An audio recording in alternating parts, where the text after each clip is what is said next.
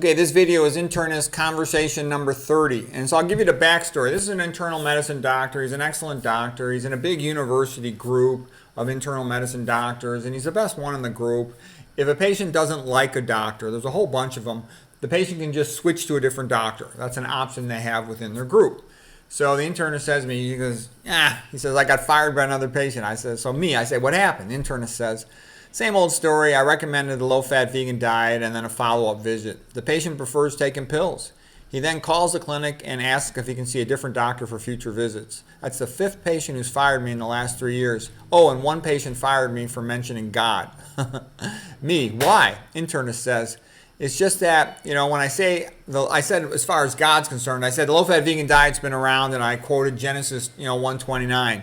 The patient called the clinic and said he wants to see a different doctor. He said it's inappropriate for a doctor to talk about God, that medicine should be based on science and not religion. All I'm doing is saying historically it's true. It's been around a long time. I wasn't telling him to practice any religion. Me, what an idiot. He has a chance to be empowered to be cured of his chronic diseases, and he fires the best doctor.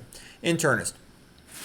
In my first 23 years of clinical practice, I never had a single patient fire me, not one.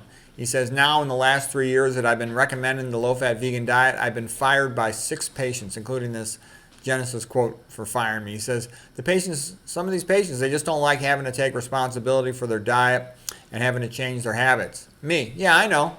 And if you try to empower them, spend time talking to them, then you get behind on generating billing codes. The bean counter gets on your case. You don't get paid for it. You go home late. You're tired and exhausted.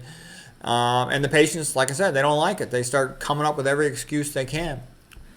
Can I eat fish? Can I eat olive oil? What about nuts and seeds? I heard olive oil was good for you. I heard paleo keto was good for you, etc., etc. I'd rather die than stop eating meat. Can I eat bread? Okay, internist. Yeah, and the residents aren't that interested either. They want to learn the drugs. The drugs are what they get tested on. I had a resident write a complaint about me that I spent too much time teaching this, what he called controversial alternative medicine stuff about diet and not enough time teaching the drug protocols. Me, that's great. Even the residents don't want to learn. I've had a lot of other internal medicine attendings, surgeons, neurologists telling me that every year it seems the residents keep getting dumber and dumber. There's all this diversity, affirmative action, all this other stuff. And on top of that, it's more than that. The residents are not that interested in the patients. This is what they tell me. The residents don't even really want to talk to the patients. They think of them as just like stupid pieces of protoplasm. They want to be on their computer, checking the labs, checking the drug protocols, checking the radiology imaging results, and spending as little time as possible with the patient.